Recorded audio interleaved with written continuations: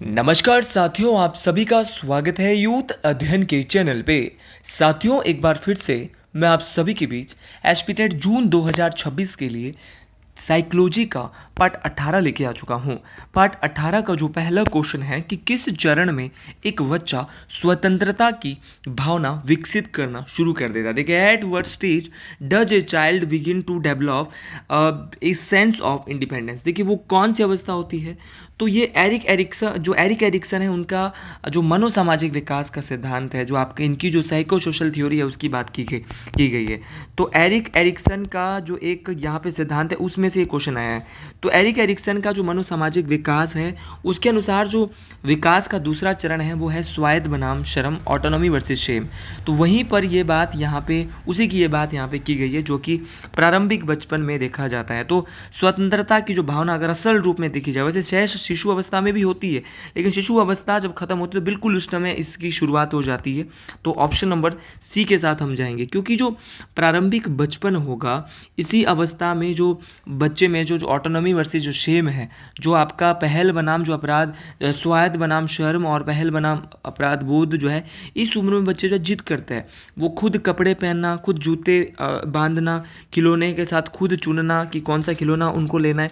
तो मतलब कि इस चरण में जो है बच्चे की जो स्वतंत्रता है वो धीरे धीरे यहाँ पे क्या हो जाती है, स्वतंत्रता की यहाँ पे शुरुआत हो जाती है। मतलब कि ये वही समय होता है अर्ली चाइल्डहुड जब बच्चा अपने माता पिता पर अपनी निर्भरता को थोड़ा सा कम करने की अपने ओर से कोशिश करता है। और यहाँ पे जो बच्चे की जो उम्र होती है वो लगभग 3 से 6 वर्ष होती है। कुछ लोग इसको शिशु अवस्था भी बोल सकते हैं। साथियों, शिशु अवस्था क्यों नहीं होगा? क्योंकि यहाँ पे शिशु अवस्था होती है 1 से 3, ठीक है। जब शिशु अवस्था ठीक खत्म होती है तो ये जैसे ही बच्चा स्वतंत्रता की ओर यहाँ पे बढ़ना शुरू हो जाता है तब तक ये अवस्था यहाँ पे लगभग खत्म हो जाती है। तो वैसे तो दोनों ऑप्शन में से भी दोनों सही हो सकते हैं, लेकिन ज़्यादा सही मुझे प्रारंभिक बचपन यहाँ पे लग रहा है इस क्वेश्चन पेपर में। तो ऑप्शन नंबर सी हम यहाँ पे लेके चलेंगे। आने वाले समय में अगर यहाँ से क्वेश्चन बनता है तो बहुत बेहतरीन तरीके से बनेगा। अच्छा, किशोरावस्था, एडोलसेंस, ये कब से कब तक होता है? तो एडोलसेंस जो है वो आपका 12 से 18 के बीच में होता है। साथियों, यहाँ पर इसे जो है वो क्या कहा जाता है? तो इस अवस्था में जो है वो बच्चा क्या होता है, आपका आइडेंटिटी वर्सेस रोल कन्फ्यूजन। तो आइडेंटिटी वर्सेस रोल कन्फ्यूजन की जो भावना है वो बच्चे के किस अवस्था में आती है? तो एरिक एरिक्सन का किशोरावस्था में जो चरण आता है वो आता है आपका किशोरावस्था, जिसमें बोलते हैं आइडेंटिटी वर्सेस रोल कन्फ्यूजन। ये बात आपको डिटेल से याद रखनी है, ये बात मोस्ट इम्पॉर्टेंट है। ये सारी बातें तमाम बातें परीक्षाओं में पूछी जाती है। शेष अवस्था बहुत ही जो इन्फेंसी स्टेज है वो बहुत ही छोटी उम्र में होती है, 1 या 2 वर्ष में, है ना, जिसमें पूरी तरह बच्चा अपने माता पिता पर या उसकी जो देखभाल करते हैं उन पर ही डिपेंडेंट होता है। तो चलिए अगले क्वेश्चन की ओर बढ़ता है। अगला क्वेश्चन है जी कि किस सिद्धांत का संबंध बच्चों में संज्ञानात्मक विकास से है? देखिए, विच theory associated with cognitive development in this children. देखिए, बात करें जो आपका संज्ञानात्मक विकास का सिद्धांत है, सब लोग जानते हैं ये पियाजे की संज्ञानात्मक विकास के सिद्धांत से जुड़ा है। इस बार एचपी-टेट आर्ट्स हुआ है, एचपी-टेट मेडिकल भी हो गया है और एचपी-टेट जीबीटी भी हो गया है। तीनों टेटों में से एक भी ऐसा पेपर नहीं था जहाँ पर पियाजे के संज्ञानात्मक विकास के सिद्धांत में से क्वेश्चन नहीं आया।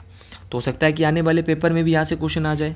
तो डेफिनेटली आपको यहाँ से ध्यान से सुनना है कि जीन पियाजे के द्वारा संज्ञानात्मक विकास, थ्योरी ऑफ कॉग्निटिव डेवलपमेंट दी गई थी, जिसमें इन्होंने बच्चों को चाहे वो लिटिल साइंटिस्ट या आपके नन्हे वैज्ञानिक भी कहा था। क्वेश्चन पूछने वाला क्वेश्चन आपसे पूछ सकता है कि जीन पियाजे किस देश के मनोवैज्ञानिक है? तो जीन पियाजे की जब भी मैं बात करता हूँ तो ये स्विट्जरलैंड के मनोवैज्ञानिक है। ये बात आपको डिटेल से याद रखनी है। पियाजे के द्वारा ये बात कही गई थी कि जो बच्चे हैं वो दुनिया के बारे में अपनी समझ का निर्माण करते हैं, इसीलिए उन्हें उसने नन्हे वैज्ञानिक कहा। तो बच्चों को ये किसने कहा कि वो अपनी समझ के बारे में खुद वो उसका निर्माण करेंगे? तो वो कहा था आपका किसने? जीन पियाजे महोदय ने। मेरे भाई, आपको पता होना चाहिए संवेदीगामक अवस्था। पियाजे के द्वारा संज्ञानात्मक विकास की 4 अवस्थाएं दी गई। पहली अवस्था थी सेंसरी मोटर स्टेज, जो कि 0 से 2 साल के बच्चों के लिए थी।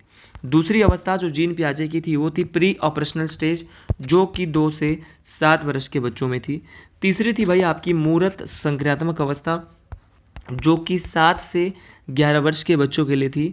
और चौथी जो अवस्था थी पियाजे की, वो थी औपचारिक संक्रियात्मक अवस्था, जो कि जिसको फॉर्मल ऑपरेशनल स्टेज कहा जाता है, जहाँ पे बच्चा अमूर्त और काल्पनिक चीज़ें के बारे में सोचता है।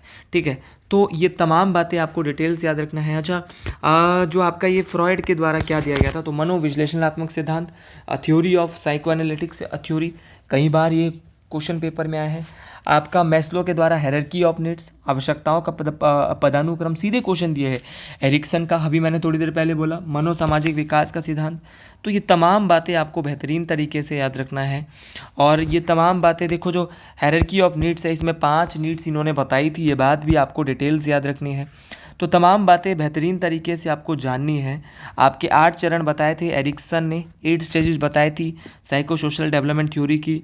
आपका मनोविश्लेषणात्मक जो सिद्धांत है फ्रॉइड का, इसमें इन्होंने जो पर्सनैलिटी है, व्यक्तित्व है, उसको 3 भागों में बांटा, इड, ईगो और सुपर ईगो में। तो ये सारी बातें आपको बेहतरीन तरीके से याद रखनी है। तो ऑप्शन नंबर सी जो होना था, संज्ञानात्मक विकास, कॉग्निटिव डेवलपमेंट के बारे में जो कहा था, वो जीन पियाजे ने कहा था। चलिए जी, अगले क्वेश्चन की ओर बढ़ते हैं। देखिए, यहाँ तो पढ़ने की भी आवश्यकता नहीं है, क्वेश्चन सीधा पूछा गया था, जो थोड़ी देर पहले मैं बता भी रहा था कि पियाजे के सिद्धांत में पूर्व संक्रियात्मक चरण किस आयु सीमा के दौरान होता है। देखिए, during which age range does the pre operational stage in पियाजे थ्योरी ऑक्योर। तो ये होता है भाई 7 से 11। तो जब बच्चा 7 से 11 साल का होता है, तब बच्चे के अंदर क्या होता है, तो बच्चे के अंदर आपका 2 से 7 साल का। तो जब बच्चा 2 से 7 साल का होता है, ऑप्शन नंबर यहाँ पे जो सही हो जाएगा वो बी हो जाएगा। तो ये होती है पूर्व से पहली होती है, अभी थोड़ी देर पहले मैंने बोला था आपको, ऑप्शन नंबर बी यहाँ पे बिल्कुल सही हो जाएगा। अगला क्वेश्चन है कि करके सीखने की अवधारणा सबसे अच्छी तरह किससे जुड़ी है। देखिए, the concept of learning by doing is best associated with. देखिए, करके सीखना की जो अवधारणा है, लर्निंग बाय जो डूइंग है, इसको हम कैसे यहाँ पे एसोसिएटेड करेंगे। तो इसका जो सही आंसर होगा, देखो, रटकर याद करना ये भी नहीं होगा, निष्क्रिय अधिगम ये भी नहीं हो सकता, भवात्मक अधिगम, देखिए एक्सपेरिएंटल लर्निंग, देखिए जी हाँ, तो करके सीखना एक एक्सपेरिएंटल जो है वो लर्निंग होती है। ये बात आपको डिटेल से याद रखना है, क्योंकि साथियों, शिक्षा एक ऐसी पद्धति होती है जहाँ छात्र जो स्टूडेंट है वो केवल सुनकर या पढ़कर नहीं, बल्कि खुद किसी कार्य को व्यवहारिक रूप से जब वो प्रैक्टिकली करेगा तो और ज़्यादा सीखेगा। तो ये विचार किसने दिया था, तो ये जो बात कही थी कि जो अनुभवात्मक जो अधिगम है वो बिल्कुल सही है। ये बात किसने कही थी, ये बात भी पूछी जाती है, कथन भी कहा था कि शिक्षा एक ऐसी पद्धति है जहाँ छात्र केवल सुनकर या पढ़कर नहीं, बल्कि खुद किसी कार्य को, किसी वर्क को अपने आप करके वो प्रैक्टिकली बहुत अच्छे से सीख सकता है। तो ये कहा था जॉन डीवी महोदय ने। तो जॉन डीवी एक मनोवैज्ञानिक है, उन्होंने ये कथन कहा था कि बच्चा खुद से करके भी सीख सकता है। साथियों, यहाँ पे अनुभवात्मक जो अधिगम है, इसका जो अर्थ होता है वो होता है अनुभव के माध्यम से सीखना। जब कोई भी व्यक्ति हम काम खुद करता है तो उसका जो सीधा अनुभव हमें मिलता है, तो इसीलिए करके सीखने की अवधारणा जो पूरी तरह अनुभवात्मक अधिगम का इसमें बिल्कुल इससे जुड़ी है, ये सही आंसर हो जाएगा। तो जी चलिए, अगले क्वेश्चन की ओर बढ़ते हैं। अगला क्वेश्चन इससे भी इंपॉर्टेंट रहने वाला है कि बाल केंद्रित दृष्टिकोणों के अनुसार प्रारंभिक बाल शिक्षा का मुख्य उद्देश्य क्या है। देखिए, what is the primary goal of early childhood education according to child centred approaches. देखिए, जो बाल केंद्रित जो दृष्टिकोण होते हैं उनके अनुसार जो प्रारंभिक जो बाल शिक्षा का जो मुख्य उद्देश्य होना चाहिए वो आपका रचनात्मक और आत्म अभिव्यक्ति को पोषित करने वाला होना चाहिए। देखिए, बाल केंद्रित दृष्टिकोण क्या है, पहले तो आपको यही समझना होगा कि चाइल्ड सेंटर्ड अप्रोच क्या होती है। तो एक शिक्षा का एक आधुनिक दृष्टिकोण जो आजकल चल रहा है, जिसमें क्या करते हैं, हम एक जो चाइल्ड होता है उसको केंद्र में हम रख देते हैं और शिक्षण की पूरी प्रक्रिया, बच्चे की क्या आवश्यकता है, उसकी क्या रुचियां हैं, क्या एबिलिटीज़ है, उसकी सीखने की गति जो है किस प्रकार है, वो इस सब में जो चाइल्ड जो आपका बाल केंद्रित शिक्षा है, इसमें आपका क्या की जाती है, आपका जो है वो तय की जाती है। इसमें रटने या जबरन आपका थोपने की बजाय, मतलब कि आपकी स्वभाव क्या है उस पर विकास पर ध्यान दिया जाता है। साथियों, ऑप्शन डी जो है वो बिल्कुल सही हो जाएगा। क्यों ऑप्शन डी सही हो जाएगा, क्योंकि शुरुआत के वर्षों में जो है वो बच्चों का दिमाग सबसे ज़्यादा जिज्ञासु और एक कल्पनाशील होता है, क्योंकि बाल केंद्रित दृष्टिकोण का जो एक मेन जो मोटो है वो बच्चों को एक ऐसा माहौल देना है जहाँ वो बिना किसी डर के अपनी क्रिएटिविटी को निखार सके, अपनी रचनात्मक क्षमता को निखार सके और खुद को स्वतंत्र रूप से सेल्फ एक्सप्रेशन, जो है यहाँ पे एक लाइन दी है, सेल्फ एक्सप्रेशन होता है आत्म अभिव्यक्ति करके वो सीख सके, मतलब कि खेल खेल में सीखना या कलात्मक गतिविधि इसका मुख्य हिस्सा होगी। तो ये सारी बातें बिल्कुल सही है। शैक्षणिक उपलब्धि क्यों सही नहीं है? क्योंकि प्रारंभिक बाल शिक्षा का उद्देश्य मतलब क्या होता है? तो शैक्षणिक उपलब्धि का एक ही उद्देश्य होता है कि छोटे बच्चों पर अच्छे नंबर लाने, परीक्षा पास करने या भारी भरकम सिलेबस पूरा कराने का दबाव यहाँ पर इस कंडीशन में यहाँ पे बिल्कुल नहीं होता। ठीक है, तो ये है शैक्षणिक उपलब्धि। समाजीकरण आप लोग जानते हैं, सोशलाइजेशन क्या होता है? शिक्षा का है ये एक हिस्सा माना जाता है जिसमें बच्चा स्कूल में घुलना मिलना सीखता है। बाल केंद्रित शिक्षा का ये उद्देश्य है। मैं समाजीकरण को भी और शैक्षणिक उपलब्धि को भी नहीं मानूंगा। उसी प्रकार शारीरिक विकास भी बाल केंद्रित शिक्षा का एक उद्देश्य नहीं है। तो बिल्कुल सही मुझे लग रहा है वो ऑप्शन डी बिल्कुल सही है। चलिए अगले क्वेश्चन की ओर बढ़ते हैं। तो लीजिए अगले क्वेश्चन की ओर बढ़ते हैं। बहुत ही प्यारा क्वेश्चन है कि वाइगोत्स्की के अनुसार वह शब्द क्या है जो उस अंतर को वर्णित करता है जो एक बच्चा अकेले कर सकता है और वो मदद से कर सकता है, जो वो मदद से कर सकता है, जो बच्चा अकेले कर सकता है और जो मदद से कर सकता है। ये बात आपको डिटेल से बतानी पड़ेगी। मतलब वाइगोत्स्की कह रहे हैं कि वो शब्द क्या है, उस अंतर को वर्णित करता है जो एक बच्चा अकेले भी कर सकता है या जो वो मदद से भी कर सकता है। तो उसको बोलते हैं आपका JPD, zone of proximal development, आपका समीपस्थ विकास क्षेत्र। तो समीपस्थ विकास क्षेत्र क्या होता है, ये बात मैं आपको डिटेल से समझा देता हूँ। साथियों, जो जोन ऑफ प्रॉक्सिमल डेवलपमेंट है वो बात करते हैं, JPD की जो बात करते हैं वो वाइगोत्स्की साहब करते हैं। साथियों, जब भी हम बात करें JPD की तो इसमें क्या होता है कि बच्चे के सीखने के स्तर को इसमें दो भागों में बांट दिया जाता है। एक होता है आपका एक्चुअल डेवलपमेंट लेवल, वास्तविक विकास का स्तर, और एक होता है संभावित विकास का स्तर। वास्तविक विकास का स्तर होता है वह काम होता है JPD में जिसे बच्चा बिना किसी मदद के खुद अकेले आसानी से कर सकता है। तो वो होता है मतलब आपका पहला इसका पॉइंट वास्तविक विकास का स्तर, एक्चुअल डेवलपमेंट लेवल। तो JPD में जिसमें बच्चा बिना किसी मदद के खुद अकेले कर लेगा उसको बोलेंगे ADL। क्या बोलेंगे? ADL होता है एक्चुअल डेवलपमेंट लेवल। दूसरा होता है इसमें PDL होता है पोटेंशियल डेवलपमेंट लेवल। वो काम जिसे बच्चा अकेले नहीं कर पाएगा, मतलब कि लेकिन किसी बड़े जानकार व्यक्ति की वो थोड़ी सी मदद या हिंट मिलने पर वो काम बहुत अच्छे से कर सकता है। तो मोर नॉलेजेबल अदर जब उसको मिलेगा तो दो टाइप का होता है JPD। एक होता है एक्चुअल डेवलपमेंट लेवल, वास्तविक विकास का स्तर, जहाँ पे वो अपने आप कर लेगा ना कि बिना किसी की मदद के। एक होता है पोटेंशियल डेवलपमेंट लेवल, संभावित विकास का स्तर, जहाँ पे बच्चों को दूसरे की हेल्प लेनी पड़ती है। और दोनों स्तरों के बीच जो अंतर गैप होता है उसी को JPD कहा जाता है। ठीक है, और ये वही क्षेत्र होता है जहाँ बच्चे जो है वो क्या करते हैं, सबसे प्रभावी विकास और अधिगम यहीं पर बच्चे का होता है। ये बात आपको डिटेल से याद रखनी है। स्कैफ होल्डिंग क्या होता है? आपके दिल और दिमाग में क्वेश्चन आ रहा होगा कि स्कैफ होल्डिंग क्या है।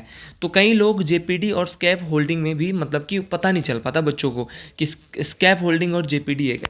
तो स्कैफ होल्डिंग एक मतलब कि अस्थायी मदद या हिंट होती है, मतलब टेम्परेरी, जहाँ पे सपोर्ट मिलता है। किसी बड़े व्यक्ति द्वारा बच्चे को JPD पार करने के लिए दी जाती है। मान लो साइकिल सिखा दिया और फिर समय से पीछे से उसको पकड़ भी रहा है, तो मतलब कि क्या हो रहा है यहाँ पे उसका जो है वो क्या होगा, वो तो मदद तो कर रहा है ना।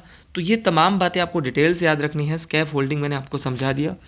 स्कैफ होल्डिंग और जो JPD है वो उसमें कई लोग जो है वो हड़बड़ा जाते हैं। तो यहाँ ये अस्थायी मदद है कि सिखा रहा है लेकिन ये खाली हिंट दे रहा है पीछे से। ठीक है, अगले क्वेश्चन की ओर बढ़ते हैं। जी, अगला क्वेश्चन है कि कौन सी पालन शैली उच्च उत्तरदायित्व और उच्च मांगों से चिन्हित है? देखिए, कौन सी ऐसी जो आपका जो which presenting style is categorized by high responsiveness and high demands.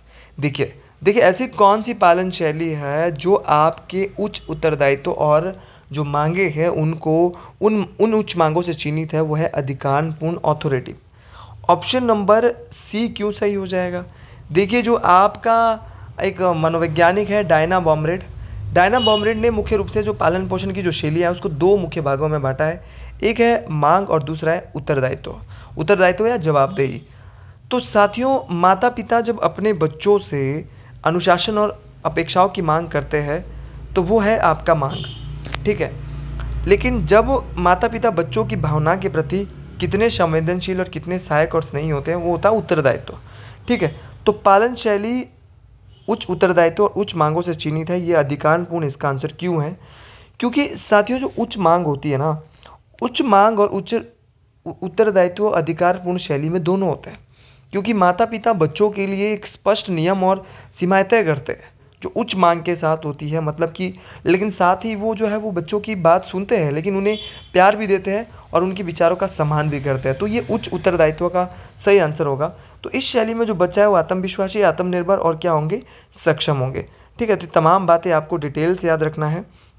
तो ऑप्शन नंबर जो मुझे यहाँ पे लग रहा है, ऑप्शन नंबर सी बिल्कुल सही है। ये बात आपको डिटेल से याद रखनी है।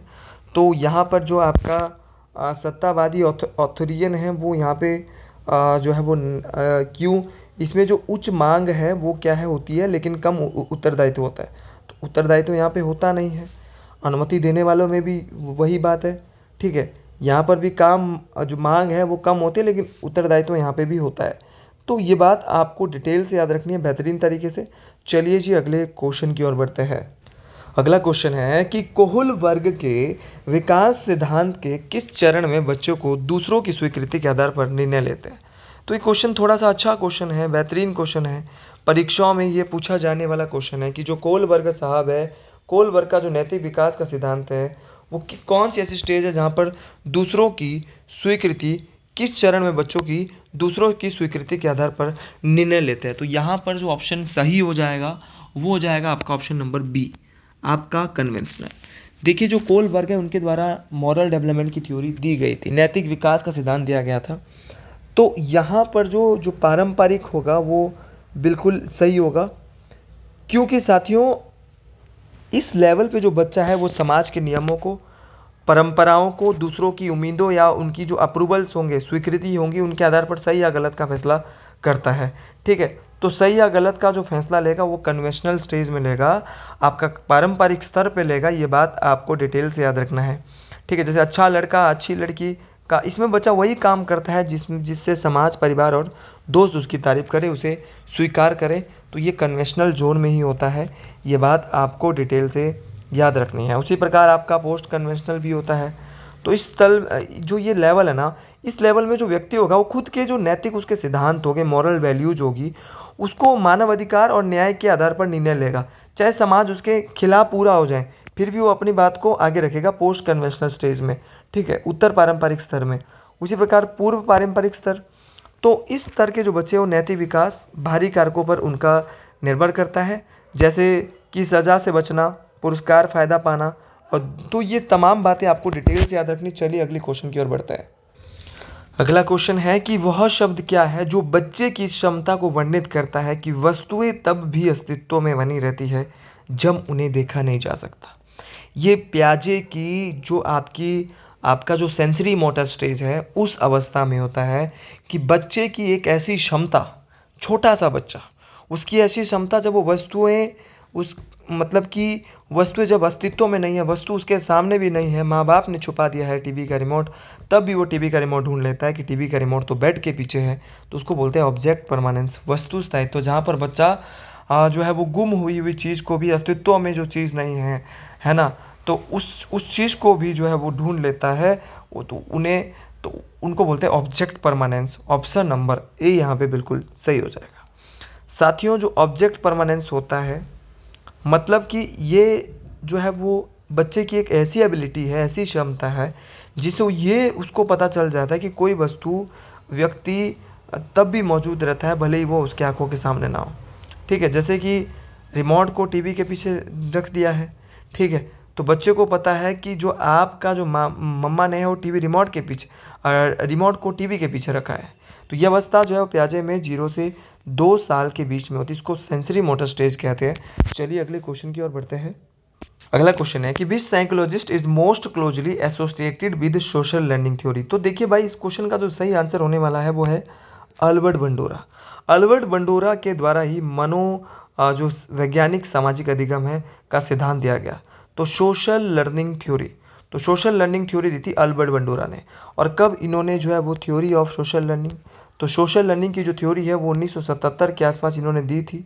और साथियों इसमें इन्होंने क्या बोला, तो अल्बर्ट बंडूरा ने बोला कि व्यक्ति जो दूसरे व्यवहार को देखकर या अनुकरण करके या नकल करके सीखता है, ये बोला था आपका किस भाई ने, तो ये बोला था आपका, किसने बोला था, अल्बर्ट बंडूरा ने। बंडूरा साहब ने बोला था कि बच्चे दूसरों व्यक्ति के व्यवहार को देखकर या उनका अनुकरण करके सीखते हैं, यही था मनोसामाजिक विकास का सिद्धांत। सर अल्बर्ट बंडूरा ने ही, ये क्वेश्चन तो आ भी गया है कि बोबो डोल एक्सपेरिमेंट किया था, तो बोबो डोल एक्सपेरिमेंट किसने किया था, तो अल्बर्ट बंडूरा ने किया था। ये बात आपको डिटेल से याद रखना है। अच्छा, बी एफ स्किनर क्रिया प्रसूत अनुबंधन का सिद्धांत, ऑपरेंट कंडीशनिंग थ्योरी इनके द्वारा दी गई थी।